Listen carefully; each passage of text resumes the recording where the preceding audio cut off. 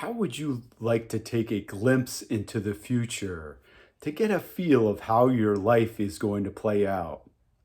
And you do not need a crystal ball or cards or a psychic or even the cosmos.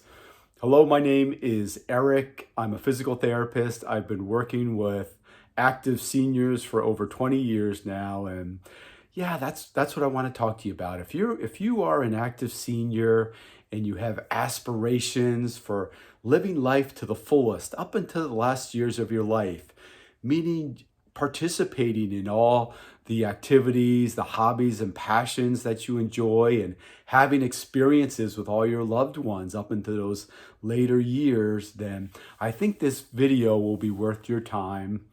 So how can we do this? How can we get a little window, a little read on what our future will look like from the perspective of health and wellness?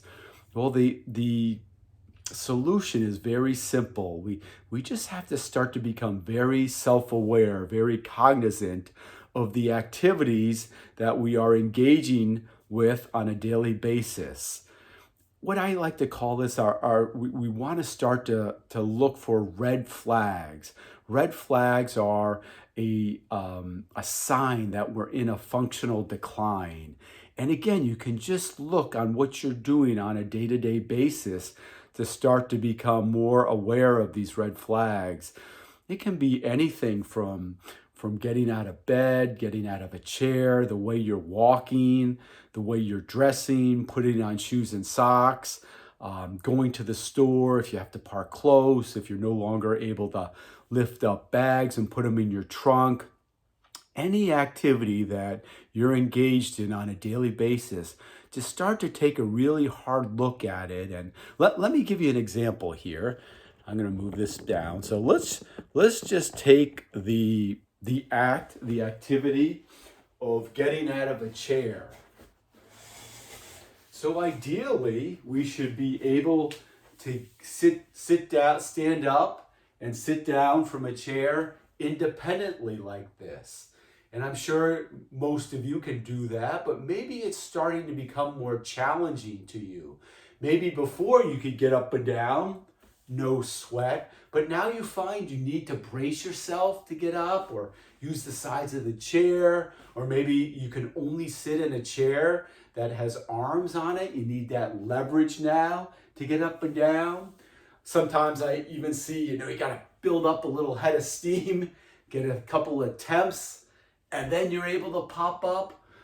But if you notice you need, I call these symptoms, if you're having any of those symptoms to get up and out of a chair, then that is a bright, bright, bright red flag that you are in a functional decline, and it's a spiral downward.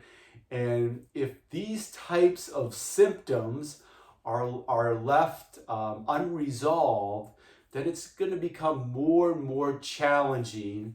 And those later years in life, you're not going to have that independence. You're not going to have that quality of life that we all want, of course.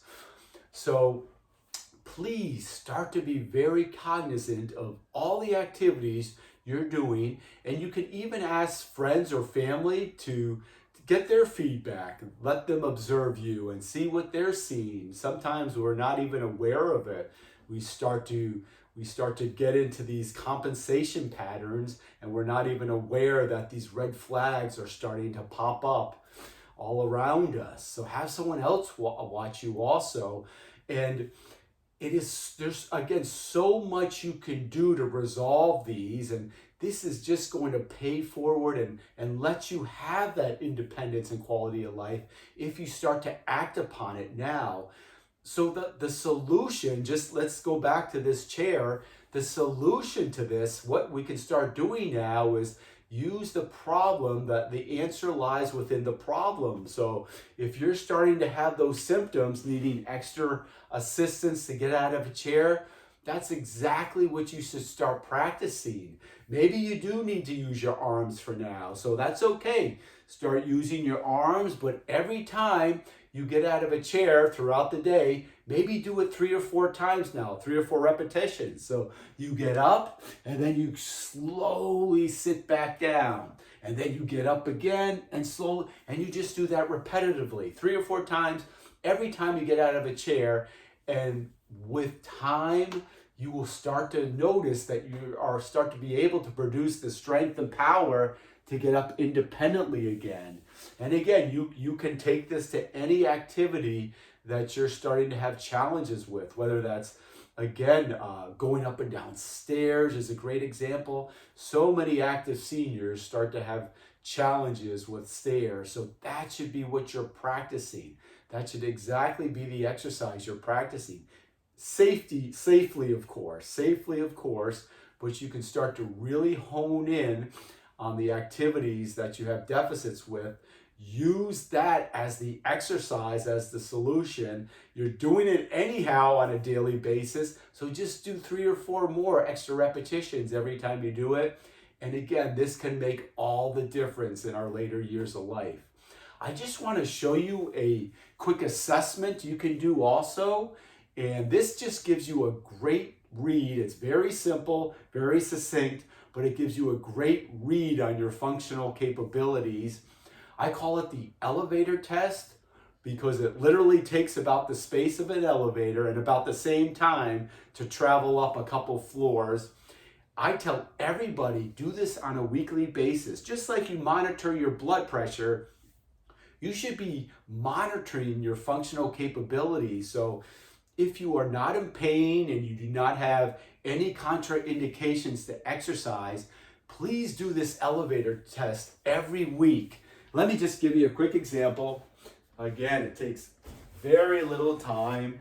You may just on the first attempt may want to have a hardy friend nearby, just in case you do need some assistance. But all you have to do is get down on the floor, and then you're just going to lie on your back.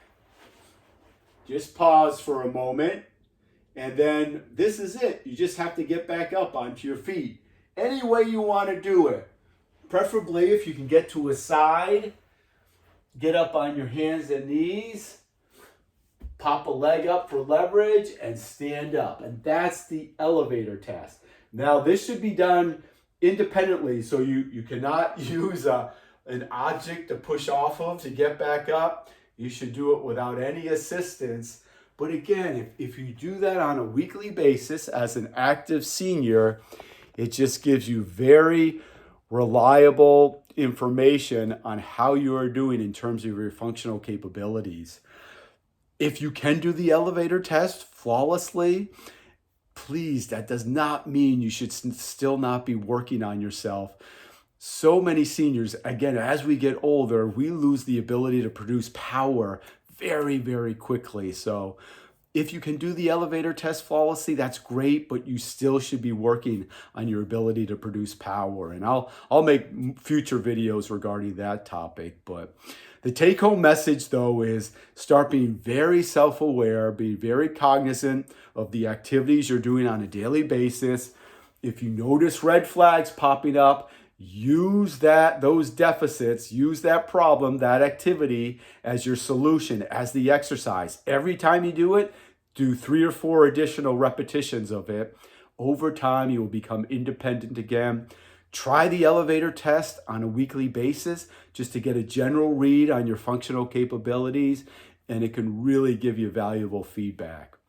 I hope that helps you guys. Again, my name's Eric. I've been a PT working with active seniors for quite a long time. There's so much we can do, guys. I hear this a lot. The last point, I hear this so much too, that people will have difficulties with their daily activities and they'll just chalk it up to old age. That is so dangerous. Nothing can be further from the truth. No, you're never going to be your 25-year-old version of yourself again. Wouldn't that be nice? But we're never going to be that again. But that does not mean we should not be independent and have quality of life as we get older and older. Please do not fall into that.